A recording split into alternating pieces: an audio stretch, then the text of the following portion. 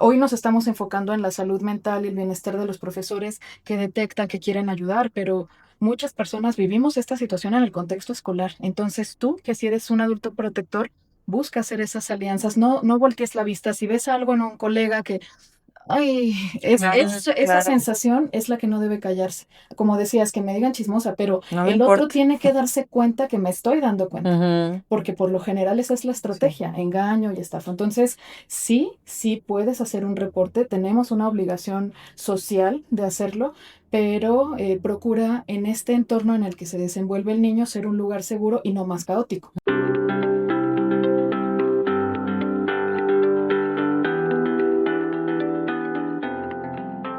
Hola, ¿cómo están, queridos docentes con Z? Bienvenidos sean a este podcast, a un nuevo episodio. Hola, hola, yo soy Tony Flores, bienvenidos. Hoy tenemos un tema bastante importante que abordar, que nos duele, pero creo que nos compete a todos, que es el tema del abuso sexual infantil y su prevención. Generalmente en las escuelas hay una emoción que es la que mayormente nos invade, que es el miedo. El miedo a enfrentar ciertas situaciones, a veces las sentimos tan difíciles que nos paralizan. Cuando empezamos a sospechar o a detectar que hay un posible caso de abuso con alguno de nuestros estudiantes. Y el día de hoy nuestra intención justamente es transformar ese miedo en una acción que sea informada, que sea una protección efectiva. Y justamente lo que queremos, profe, es abordarlo, la importancia de la salud mental, pero la tuya.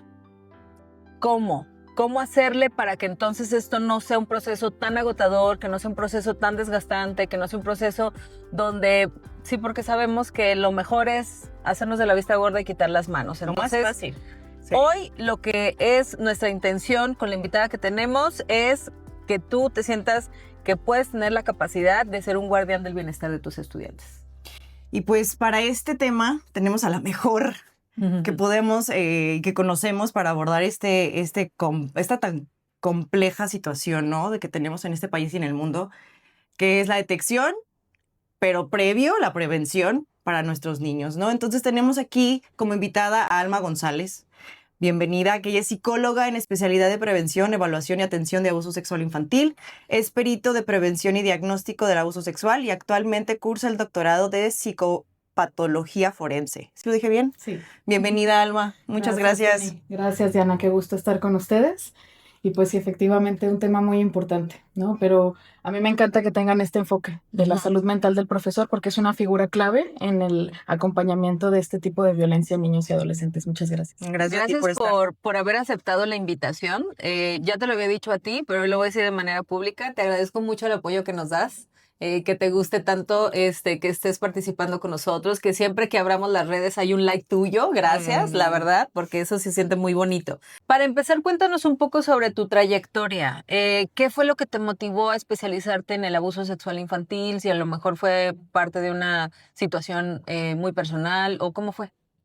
Pues como mencionaba Tony, soy psicóloga y desde el inicio de la carrera orienté mi formación a aprender sobre los niños, cómo funciona su mente, qué pasa con ellos a nivel emocional. Y en ese camino, cuando empecé a tomar prácticas, a ver casos, me di cuenta que había muchos motivos de consulta, casi siempre escolares o conductuales, y detrás de eso había alguna forma de violencia en casa, casi siempre. Sí. Y en gran mayoría de los casos, una violencia sexual, ¿no? Entonces me empezó a llamar la atención y empezar a entender esa relación entre el desempeño académico, el bienestar socioemocional y haber sufrido alguna forma de violencia se fue volviendo un tema cada vez más interesante, pero también más preocupante, ¿no? Entonces, desde la carrera, pues fui buscando cursos, aprender cosas. Cuando terminé la licenciatura, estudié una maestría en neurociencias y empecé a trabajar como docente justo en bachillerato y en una asociación civil con adolescentes para llevar a cabo talleres de prevención de conductas de riesgo aquí en Guadalajara, en una zona muy vulnerable. Y pues explotó la bomba, ¿no? Y me di cuenta que era mucho más frecuente con alumnos en las escuelas, que nosotros que pretendíamos llegar a prevenir llegábamos tardísimo, que en la secundaria ya Sí. estaban teniendo conductas de riesgo de todo tipo, consumo de sustancias, autolesiones, embarazos derivados de abuso, precisamente. Entonces, pues te das cuenta como profesionista que estás desarmado, que había que profundizar más, como tú dices, hay una opción que es voltearse a otro lado o entrarle con todo, ¿no? Entonces, pues decidí ese camino. Pensando justo en eso, después empiezo a trabajar en una red de colegios, en una zona socialmente más privilegiada y me encuentro con lo mismo, que a partir del exceso había mucha soledad, mucho descuido, un sinnúmero de casos de abuso intrafamiliar en nuestras alumnas y cuando lo comunicaba a los papás, cuando ellas podían expresarlo o se manifestaba en la conducta, en el dibujo y se podía expresar a los papás, ellos preferían Ay, no. silenciarlo, negarlo y que la niña o el hijo pagaran el precio de no separar a la familia, ¿no? Por un tema del qué dirán. Entonces, eso fue lo que me motivó principalmente, saber que hacían falta manos para proteger a los niños y que hacía falta llegar mucho más temprano. A nivel personal, yo creo que desafortunadamente en México no hay mujer adulta que se haya escapado de haber vivido alguna forma de violencia sexual, por lo menos, ¿no? Sí. Qué triste. Terrible. Entonces, y digo mujer adulta porque tengo la esperanza de que nuestras adolescentes, nuestras niñas, también los hombres, en un muy alto porcentaje, aunque para ellos socioculturalmente es más difícil hablar del abuso, pero bueno, no pudimos escapar, ¿no? De alguna u otra forma. Lo que yo viví no se compara con otras experiencias a las que sobrevivieron muchos de mis alumnos y pacientes, pero la principal motivación fue esa, encontrar alguna solución, llegar más temprano, hacer alianzas y formar a los papás para que se dieran cuenta y a los profesores que era muy importante estar ahí, disponibles para proteger la infancia y la adolescencia. Qué bonito, qué Sí, bonito. qué labor tan Sí. titánica. Ay, híjole, es un tema que a mí me mueve mucho, es lo que le decía, porque yo también viví abuso de niña.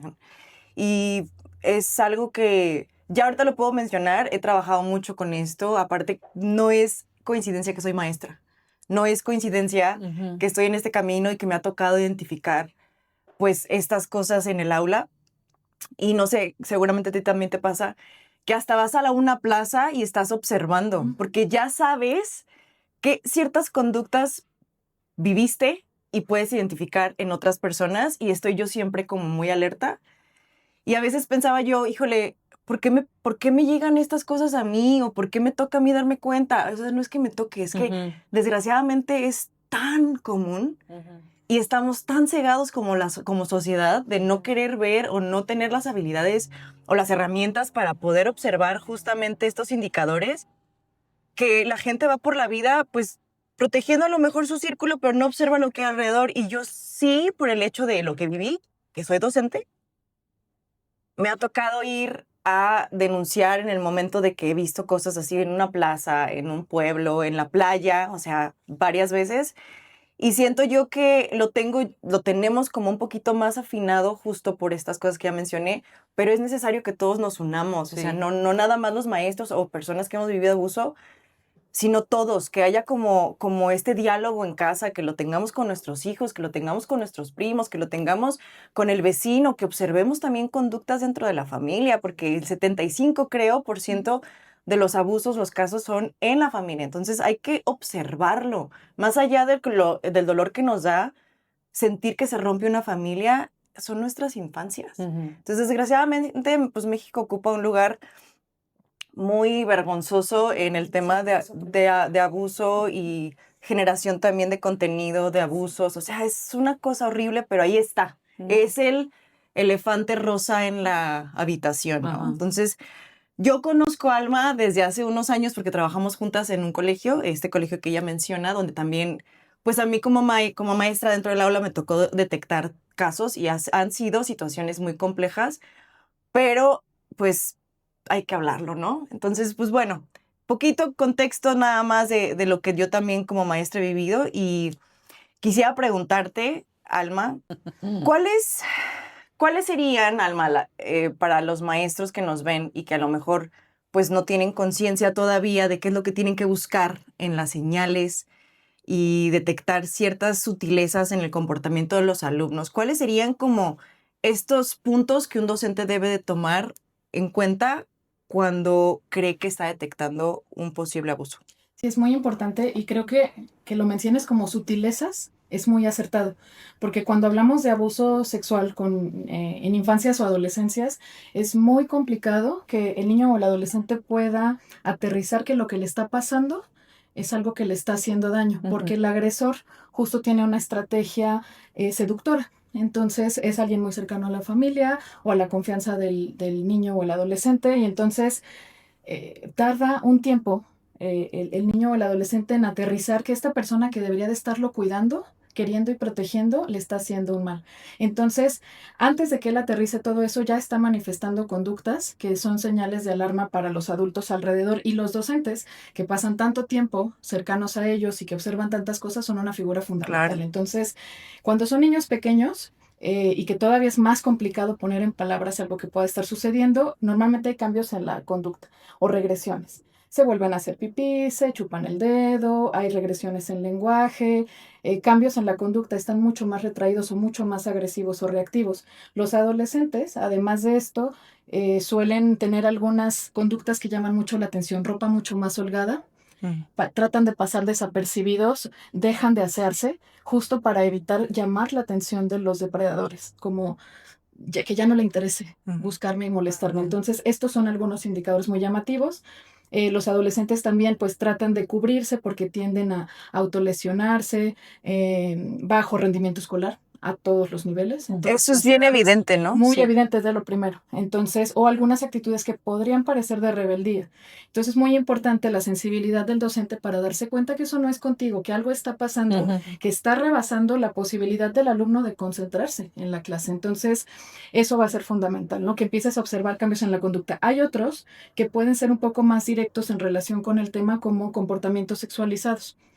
Actitudes como seductoras, que dices, es que a un niño o un adolescente Claro. eso no sucede de manera natural en el Orgánica, desarrollo, ¿no? orgánico, Lo exacto, en el desarrollo, ¿no? Esto no surgió de su imaginación. O posturas en los juegos que pueden simular actos sexuales adultos, expresión en los dibujos, en el lenguaje, usan lenguaje obsceno o alguna expresión que te hace dar cuenta que hay información que llegó a ellos que no fue de manera espontánea ni por imaginación. Entonces, esos son los indicadores a los que hay que estar atentos como maestros. Ok. Ahorita mencionas el hacerse pipí. Yo quisiera hacerte una pregunta, no viene aquí, pero me surge la duda porque siento que lo he escuchado muchas veces. Entonces, yo nada más quisiera que fuera algo fundamental que quede aquí grabado y que lo escuchen. Si es entonces un dato muy específico, ¿no puede haber otro factor diferente? Sí puede haber. No, sí. O sea, hay muchas razones por las que un niño puede tener una regresión en control de esfínteres. Desde tener un hermanito, como es una buena noticia, un cambio de casa, o sea, sí, es uno de los principales indicadores emocionales en el desarrollo de un niño.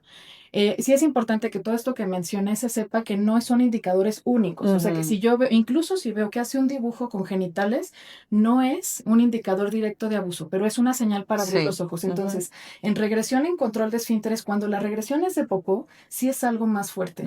Y eso sí se tiene que atender muy pronto. Cuando es de pipí, hay que observar si hubo algún cambio en el entorno, qué edad tiene, si no hay una historia familiar de dificultad en el control de esfínteres. Primero siempre Justo, ¿verdad? Porque sí, se pasa. Se hereda. Entonces, sí es un indicador emocional. Ok. Pero cuando observas eso, entonces hay que empezar a ver si hay algunas otras cosas de preocupación. Pero es más bien un indicador de que hay algo en la vida psíquica del niño que está siendo afectado, no necesariamente en un sentido muy negativo, pero que sí le está movilizando y que hay que prestarle atención y acompañarlo para ver qué puede estar pasando. Es que el cuerpo grita. Claro. O sea, el Hablar, cuerpo sí. se comunica. Sí. Sabemos que para quienes nos escuchan, los docentes que nos escuchan, hay protocolos que están activos en todas y cada una de las escuelas.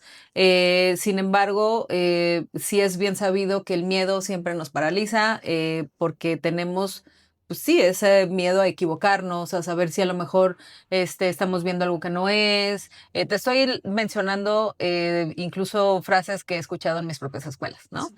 A veces pensamos que vamos a denunciar falsamente, que no tengo la experiencia, que no sé exactamente qué es lo que está pasando, que no quiero problemas, meterme en algún problema legal, en fin. Te puedo yo decir un montón de cosas. Entonces, ¿cómo le podemos hacer? Ya nos dimos cuenta que hay esas sutilezas, ya nos dimos cuenta que a lo mejor hay ciertos indicios. Ok, ¿cómo podemos transformar ese miedo en confianza para poder actuar de manera responsable? Sí, bueno, el abuso sexual es para mí la peor forma de las violencias, la peor expresión de la violencia, porque no tiene absolutamente ninguna justificación, Sí. por supuesto que va a generar un miedo intenso. Ujú. Y cuando también es importante que entendamos eso, para que no nos sintamos mal cuando sentimos miedo, porque Ujú. es la respuesta natural de nuestro cerebro para salvarnos de un peligro. Y más cuando hay niños Exacto, involucrados, ¿no? Es exacto. como muy grave. Te va a invadir el terror y la frustración, el enojo. El asunto es que estas emociones en el cerebro generan dos tipos de respuestas, Ujú. o parálisis o huida. Ujú. Si yo me sostengo en el miedo, o no voy a hacer nada, y me voy a hacer de la vista gorda, o voy a huir. Ujú. Entonces, primero es importante tener esto claro. Después, que la información es poder, que la información me puede dar tranquilidad.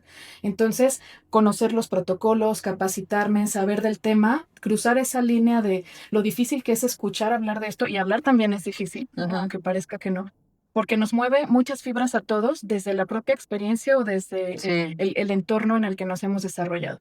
Entonces, ¿qué puede ayudar? Además de conocer un poco más, para mí lo fundamental es, tú eres el adulto. Ujú. Estos niños son como tú decías, no fue casualidad que me convirtiera en No, no docente. O es. sea, hay una misión en los profesores fundamental, ya lo hablábamos en otra Ujú. ocasión, para mí es así.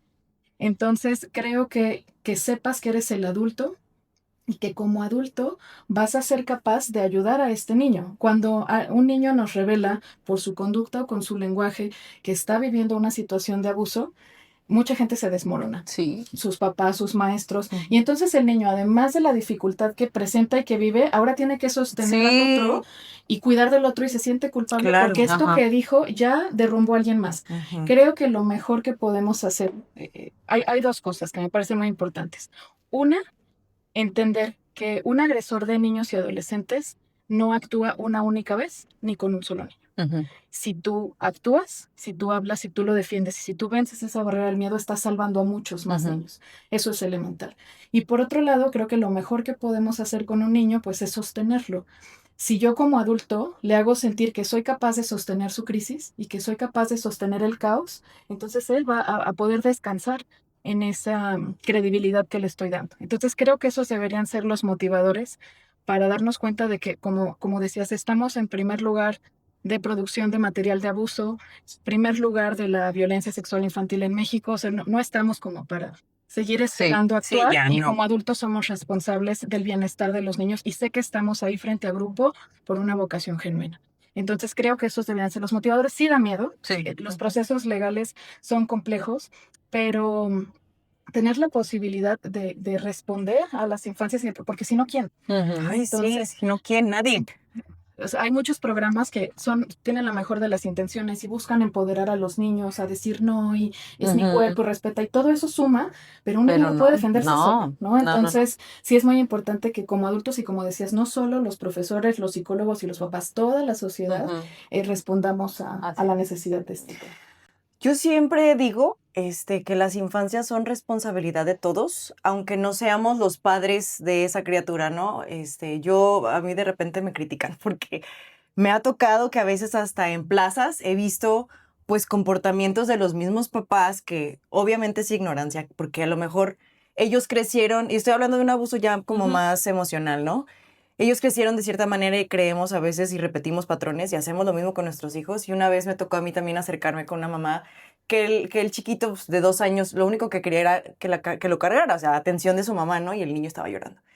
Entonces yo sí me acerco y platico y a lo mejor en algún momento pues sí, me va a tocar que me digan, no te estés metiendo, vieja chismosa, pero siento esta necesidad general de proteger a la niñez y sé que también tiene mucho que ver con mi rollo de mi historia y así, pero si todos podemos abrir los ojos y detectar este tipo de cositas, las cosas cambiarían y no seríamos lo que somos ahorita a nivel mundial. Y yo creo que por un lado se empieza. Y si el empezar es ahorita hablándolo, está muy bien. Ujú. Pero siempre actuar, ¿no? Y estar pues al pendiente de las cosas que suceden. Ahora, los pasos a seguir. O sea, si una vez el docente, ya tomando en cuenta lo que dices, observa ciertas conductas, actitudes y así, ¿qué sigue? O sea, ¿a quién debe de acudir? Hablando en una institución educativa. O sea, ¿cuál sería el paso? Sí, bueno, primero siempre es creerle al niño, Ujú. ¿no? O al adolescente. Yo creo que eso es fundamental. No, esto no surge, como decíamos, naturalmente de la imaginación. Ujú. Entonces, lo primero es creer, mantener la calma todo lo posible y ser lo más objetivo posible en recabar la información que estoy observando o que estoy recibiendo. Es importante que no emitas juicios, te vas a enojar y te vas a frustrar. O sea, aunque hablamos de dar un abordaje distinto y desde el amor a a las infancias, pues te vas a molestar porque es inexplicable, ¿no? Lo que está sucediendo. Pero trata de ser lo más objetivo posible en qué información me está dando. Estoy observando estas conductas, hago un registro, busco a la persona responsable en mi centro educativo, si hay psicóloga, si hay trabajadora social, a la secretaria técnica, porque esto se tiene que comunicar a la Secretaría de Educación si lo estoy observando en el centro educativo. Tengo noticia y al director o la directora de la escuela, ¿no? Entonces, es como decías, existen protocolos a nivel nacional, en cada uno de los estados tienen algunas variaciones, pero existen. Entonces, los directivos saben qué hacer con esta información y esa parte es importante. Como docente, y hablando desde la vocación de que mencionábamos, pues y en ese deseo genuino de ayudar a los niños, como dices, a veces no sé si un día me van a decir que hasta ahí, pues sí puede existir esta frustración de por qué no se está haciendo o qué más hago, o de querer enfrentar al agresor. Así es. Esa parte no te toca, no en este momento, no en esas circunstancias. Para mí lo más importante por lo que ya hablábamos, si está sucediendo algo y ese agresor es tan cercano al niño y él está asimilando lo que está viviendo, pues es romper, ¿no? Con esa situación, porque esta persona a la que el niño sí ama, a la que el niño, en la que el niño sí confía, pues hay alguien que está muy molesto con esta figura. Entonces, para él va a ser, no vuelvo a contar, ¿no? Entonces sí es muy importante esta parte de ser lo más objetivos, pero no quedarse callados y denunciar. Y yo hago lo que tengo que hacer y si hay posibilidad de hacer denuncias anónimas, las hago también, porque necesito que se tenga una respuesta para este niño o este niño. Justamente por esta situación que acabas de comentar, de que el niño entonces siente también un miedo de, oye, te estoy platicando, entonces mejor no lo hago. ¿Qué estrategias de comunicación serían las más propias para poder abordar esta situación una vez que el chico ya me está informando? Ok. Si las pudiéramos construir antes de esto, o sea, no esperar a que se nos presente un caso sería lo mejor. O sea, si tú como profesor en tu salón de clases generas un entorno de confianza donde el alumno no se siente juzgado, donde sabe que a ti sí te puede contar, que tú ni lo vas a juzgar ni lo vas a regañar por eso, sino que te preocupas por él, es el ideal. Si me está contando algo o se está revelando algo, pues con mayor razón yo mantengo la calma, lo que les decía, sostengo su crisis. O sea, demuestro como adulto que lo puedo acompañar en este proceso. Es muy importante que no les prometan confidencialidad. Si un adolescente, que es mucho más común en esta edad, se acerca y te dice, por favor, no le vayas a decir a nadie, pues si yo me quedo con el secreto, no hay mucho que pueda hacer para Claro, el padre. Entonces necesito ser ese canal de confianza y acompañarle en ese proceso de vamos a buscar quién nos pueda orientar para ayudarte a ti. Y no te voy a dejar solo en esto, pero no puedo prometerte que no lo voy a decir porque necesitamos ayuda. Entonces creo que esa parte es fundamental, que existan espacios de expresión emocional. Digo, ya lo han hablado en otros programas de ustedes. De arte puede ser, ¿no? Exacto, la expresión artística, diarios, registros, donde ellos puedan expresar lo que sienten.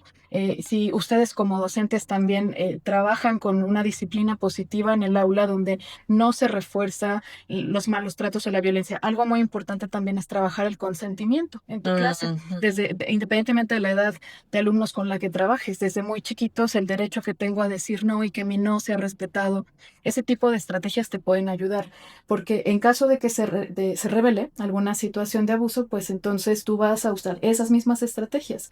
Te valido, te escucho, te miro, no te interrogo, no me toca a mí hacer justicia, lo que me toca es acompañar. Así es. Entonces, esas son estrategias que pueden. Eso que dices del no se me hace súper importante, porque ¿qué tanto nosotros escuchamos a nuestros niños pequeños cuando les queremos obligar o invalidar su no? O sea, ponte esto, no quiero, saluda a X persona, no quiero. O si el niño está comiendo algo y tú llegas y le dices, ¿me das? Sí. Y el niño te dice que no, respétalo, cabrón. Sí. O sea, Sí. desde ahí empezamos con la educación de respetar al individuo, porque aunque lo vean chiquitito, es un ser humano y tiene el derecho de decir no y que se le respete. Entonces, yo eso me genera como mucho conflicto cuando veo que pasan por encima del derecho del niño por quererse poner una ropa, por ejemplo, pon tú que sea una boda y que el niño quiere ir de Spider-Man, ok, lo entiendo, le explicas, pero de ahí a que constantemente estés pasando por encima de sus nos, eso ya es una super red flag. Y es que, Sí. perdón que te interrumpa, porque son muy pequeñas o están como tan normalizadas. A mí me ha tocado también, tengo una niña y un niño. Ujú.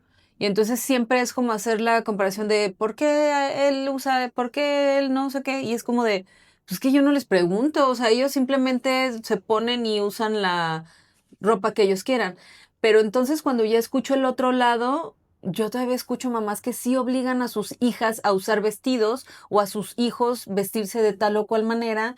Y digo, tengo una conocida que ya tiene un hijo de licenciatura y todavía se pone lo que la mamá le dice. Ay, no, qué horror.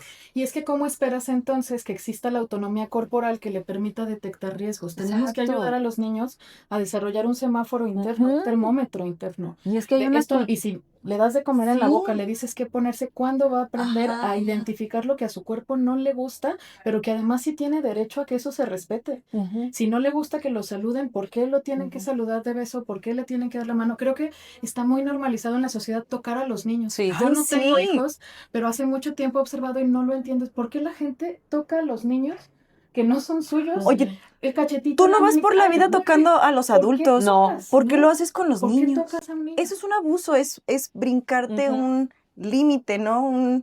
Sí, es tu cuerpo, o Sí. sea, Entonces, desde muy temprano el niño comprende que el adulto tiene el control sobre Ujú. eso Sí. y de eso se vale un agresor. no, y Entonces, luego cuando, ay, no me vas a saludar de beso, me voy a poner Ujú. triste, chantaje. O sea, sí. dejen de hacer eso, por favor, con Es que hay sus una hijos. cultura muy marcada a ser complaciente. Ujú. Y el niño tiene que ser complaciente, porque si no, entonces es un niño grosero, un niño mal educado, un niño que, sí sabes, o sea, Ujú. todavía está como muy en nuestra sociedad, está esa cultura a ser complaciente, pero no saben realmente el riesgo en el que estamos poniendo a nuestros niños al obligarlos a hacer esas conductas. Y si quieres proteger contra el abuso, tienes que aceptar que vas a romper. Ujú. Con muchas medidas sociales, con Ujú. muchas medidas familiares, que vas a tener que alejarte de muchas personas. Ujú. Por eso es importante ser consciente de si vas a dar el paso o no, Exacto. y de qué lado te vas a ubicar, porque toca romper con estereotipos de muchísimos años. Ujú. Sí. Sí, pues es que son temas que tenemos que tener como muy en cuenta cuando estamos criando y cuando somos parte de la vida de un niño, aunque no seamos sus padres, ¿no? Ujú. Ya mencionaste ahorita algunas estrategias que podemos utilizar para manejar el estrés y la ansiedad que puede surgir de la frustración de lidiar con estas situaciones, tanto para ponérselos a los niños, pero también el docente Alma. O sea, ¿qué podemos hacer para apoyar al docente para que en el acompañamiento que él está llevando con los niños, también él no se sienta desbordado o apachurrado, que obviamente va a ser un poco muy difícil Sí. quitarlo todo porque es algo que sí duele mucho, pero ¿cómo podemos mejorar también para que se Hay que sienta mejor? contar con una red de apoyo, ¿no? Eso es fundamental, que el docente procure, como en todo el cuidado de su salud mental, tener hábitos saludables de descanso, de esparcimiento. Sé que por la carga de trabajo cada vez Ujú, estamos ujú. más como ya depresión, ¿no? Pero que procure tener como sus momentos para encontrarse, para conocerse, es fundamental Ujú. para atender cualquier crisis de los niños, justo porque lo que les decía, se escucha muy bonito sostener la crisis, es complicado. Sí. Pero bueno, una red de apoyo, a quién contarle. Y no se Ujú. trata de que le cuentes, oye, es que tal alumno de nombre y apellido me dijo, Ujú. no, es que esto que descubrí o que estoy observando, que escuché, me está movilizando cosas, porque también esa es otra realidad. Hay muchas personas que han vivido violencia sexual y no la recuerdan. Sí. Forma parte, la Sí. disociación forma parte Ay, de sí. la autoprotección. Entonces, hay adultos que caen en cuenta 20 años después de una situación de abuso cuando están frente a otra, y es cuando les cae el 20 y es un 20 Sí. pesadísimo. Entonces, es importante que tengas con quién hablar, con quién desahogarte, una red de apoyo en el mismo lugar donde trabajas, alguien de confianza y también en tu familia. em, que pongas límites, porque lo que les decía es un tema muy complicado, pero no te toca resolverlo todo. Ujú. Ujú. Tú haces tu parte, escuchas, sostienes, validas, le crees, reportas y estás. Exacto. El resto será trabajo de la justicia, de la familia, de la institución a nivel directivo. Entonces también hay que poner límites en esta forma de acompañar y de involucrarnos. O sea, los alumnos deben de saber que ahí estamos, pero tampoco los saturamos. Y si nos quita el sueño, no les voy a decir que no se van a ir ese día o muchos días con eso a la cama y estar pensando. Tú lo has vivido, Sí, todo Alma. el tiempo. No es algo que se pueda Yo te he visto. superar. Tan sencillo, pero es al día siguiente retomar. ¿Qué puedo hacer para me alimento bien? Tengo salidas con mis amigos, no me quedo, si hay que llorar, se llora. Procura que esta situación pues no sea frente al alumno, aunque si en ese momento me conmueve, pues le muestro Claro, que estoy sintiendo claro. cosas, solo que aún si lloro, soy un adulto que puede con esas situaciones, solo que efectivamente entiendo que no es su culpa, le hago saber eso, le valido, le hago saber que lo valiente que es por contármelo, pero pues trato, ¿no? Como de seguir de recuperarme. Y son estrategias que normalmente utilizas para cuidar tu salud mental en otros contextos, ¿no? Tienes que estar bien tú para poder sostener. Claro, Entonces, totalmente. la red de apoyo va a ser fundamental. Ay, pues a ver, yo nada más quería preguntar una última cosita que no está aquí, con el tema de los siguientes pasos, me voy a regresar a una pregunta anterior. Cuando tú te das cuenta que la institución no hace nada, o que no confronta el tema con los padres de familia, o que lo hacen muy, o sea, es que es como es tan complejo y tan doloroso, cuesta mucho trabajo, no todas las personas, aunque estén a un nivel directivo, tienen las herramientas para poderlo decir de frente con los padres de familia y a lo mejor llegar a instancias de, pues, declaración, a lo mejor ya más legal, en el DIF, no sé. Tú como maestro, porque también me pasó, si tú ya lo detectaste, lo reportaste, estuviste a lo mejor en una reunión en donde se habló el tema, se expuso y no se hizo más allá, si el maestro quiere como seguir ayudando o darle un seguimiento por fuera, ¿qué puede hacer?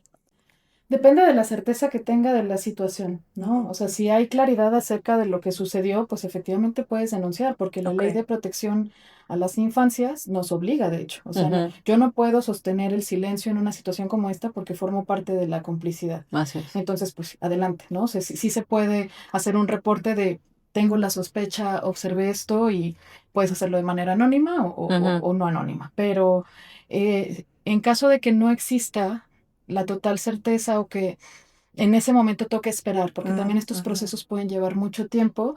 Creo que sí es importante esta parte de saber que estás haciendo mucho estando. Como decías, en más del 75% de los casos el abuso sucede en casa. Entonces la escuela es el lugar seguro. Sé ese lugar seguro. Y entonces haz alianzas con tus compañeros para que no seas el único adulto seguro para estos niños. Con otros profesores. Lamentablemente no todos lo viven igual. Hoy nos estamos enfocando en la salud mental y el bienestar de los profesores que detectan, que quieren ayudar, pero muchas personas vivimos esta situación en el contexto escolar. Entonces tú, que si eres un adulto protector, busca hacer esas alianzas. No voltees la vista. Si ves algo en un colega que ay, esa sensación es la que no debe callarse. Como decías, que me digan chismosa, pero No me el otro importa. tiene que darse cuenta que me estoy dando cuenta, porque por lo general esa es la estrategia, engaño y estafa. Entonces, sí puedes hacer un reporte, tenemos una obligación social de hacerlo, pero procura en este entorno en el que se desenvuelve el niño ser un lugar seguro y no más caótico. Porque si este proceso continúa en el ámbito legal, va a llevar muchos años, mucho caos, mucha revictimización. Entonces, él necesita un lugar a donde volver a la calma. Sí. Y esa sería, creo, mi mayor sugerencia para un docente. Sea ese lugar de calma que no puede tener en otros contextos en este momento, mientras observas el proceso. Y si de plano es una negligencia tremenda, y tú puedes levantar a alzar la voz, por favor. Híjole, Alma, pues ya estamos por finalizar. Y a mí me gustaría, pues que empezáramos a terminar, a ir bajando un poquito como las emociones, aunque he de decir que me sentí muy tranquila contigo. Te agradezco mucho la forma en la que tú abordas estos temas.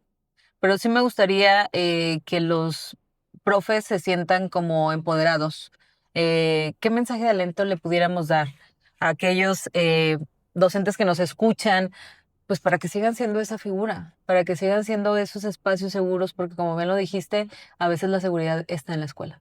Yo les diría gracias. Para mí es agradecerles por ser ese faro, por ser una escucha, por ser el que no juzga, el que brinda ese lugar seguro y el que enfrenta a los demás. O sea, el que es valiente, gracias por pasar esa línea donde otras personas no quieren ver o escuchar, que yo lo vi contigo y con otros docentes. Entonces, gracias por eso. No, no bajes la guardia, no te rindas. Los niños te necesitan, tú eres un gran referente para ellos y, y no podemos descansar en esta tarea. Entonces, estar ahí, validar, creer, es más que suficiente. Entonces, pues agradecerles esa búsqueda de formarse, de adquirir herramientas, o tan solo si las están viendo, si nos están viendo ahora, es que cada vez que ustedes buscan darles herramientas para su salud mental, ellos toman el paquete completo, ¿no? De me cuido, pero cuido a los demás porque me importa. Entonces, agradecerles muchísimo porque es un tema que nos reta mucho, que nos lleva mucho a contracorriente, con el que hay que tomar decisiones muy valientes. Entonces, pues gracias y felicidades por ser ese lugar seguro que tantos niños necesitan. Gracias. ¿Y tú cómo te sentiste en esta charla? Bien, bien. Es Qué un bueno. tema que les digo, a veces parece sencillo de No, hablar. para nada. Es complicado todas las ¿sí? Ajá. Todas las veces porque acompañar este tipo de casos sí te cuestiona muchas cosas. No, no lo puedo entender. No, pues no, es No hay, no hay explicaciones. Si alguien se mete a tu casa a robar, a lastimar a tu familia y tienes un arma y respondes, pues bueno, o sea, vas a ir con la ley y seguramente no habrá una cosa justa y vas a tener que dar cuentas. Pero no hay ninguna explicación para tener esta expresión de violencia hacia un niño o un adolescente. No existe, no hay Así es. dónde. Entonces, pues siempre es fuerte, pero absolutamente necesario.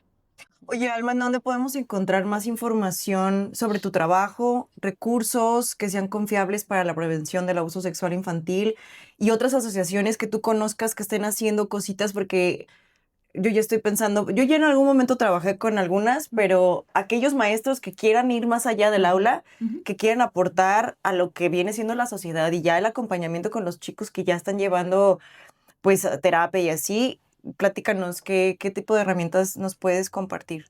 Bueno, en mi página de Instagram pueden encontrar algunos recursos, que es sic-alma-gonzález, pero existen afortunadamente cada vez más asociaciones que trabajan estos temas. Aquí en Guadalajara una muy grande es Fundación Paz, que tiene muchos recursos gratuitos, descargables, para trabajar desde los 3 hasta los 17 años, y hay recursos específicos para docentes, para papás, incluso para guías espirituales en los casos que se requiere.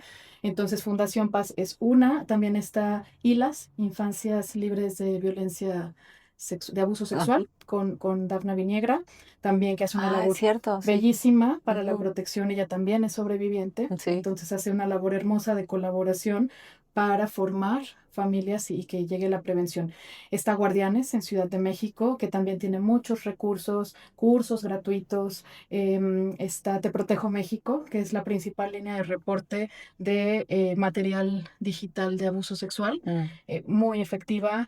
Está Sapria a nivel internacional, está Mama Conciencia, está Granito de Arena en Chiapas, Corazones Mágicos. Yo acabo de escuchar de Granito de Arena, acabo de escuchar el podcast que hizo, perdóname que no me acuerdo del nombre del conductor del podcast, lo venía acabando de escuchar justamente ahorita en la mañana y qué bonito lo que está haciendo esa chica y su historia está impresionante, te lo voy a pasar para que lo veas. Por favor. Y hay que buscarla, hay que hacer cosas. Sí, y ella el año pasado en la marcha contra el abuso sexual. Elena se llama. Elenita, sí. Ella vino a Guadalajara, estuvo en la marcha con nosotros, estaría feliz seguramente de hacer colaboración. Hay que buscarla. Ha enfrentado muchísimos problemas, amenazas, sí, de gobierno, legales, de gobierno, pero no se cansa de luchar. Entonces y ella es sobreviviente también. Sí, entonces hay muchas instituciones donde como profesor puedes adquirir recursos. Si alguien necesita algo específico, con toda confianza escríbame, que hay mucho material que nos puede ayudar a comprender esta situación y a saber qué. Ay, gracias, Alma. Escríbanos, por favor, si ustedes están viendo esto en vivo en su... Sí. Bueno, no en vivo porque esto es grabado, pero si lo están viendo en lo que nos están viendo, escríbanos para nosotros tomar en cuenta también esos mensajitos y pasárselos a Alma también. Pues muchas gracias, Alma. Y a ti, si este episodio te ha inspirado, sientes que te ha ayudado, por favor, compártelo. Compártelo con tus colegas, échalo ahí el link al grupo de WhatsApp de la escuela. Que lo vean en un CTE. Que lo vean en un CTE también es muy buena opción. Somos muy amenas, sí les va a gustar. Invítenos. Patrocínenos. Nos vemos en el próximo episodio, ¿va, Tony? Sí, que estén muy bien y suscríbanse, denle like, compartan, escríbanos. Muchas gracias, Alma, por estar aquí. Muchas gracias por lo que haces. Sí, no, gracias. Te quiero mucho. Y yo a ti. Gracias, Alma. Gracias. Gracias por estar aquí. Tú, que nos ves y nos escuchas, ¿cómo te sentiste? ¿Te gustó? Déjenos sus comentarios. Estamos como @docente.podcast, acuérdense, con Z, en todas nuestras redes sociales, Facebook, Instagram, TikTok y obviamente en YouTube. Por favor, vayan a suscribirse. Nos vemos en el próximo episodio. Muchas gracias otra vez. Bye. Gracias, Tony. Bye, bye. Gracias por acompañarnos. No olvides suscribirte y seguirnos en redes sociales para más contenido. Acompáñanos en el próximo capítulo. Docente Podcast es una producción de Latido Media.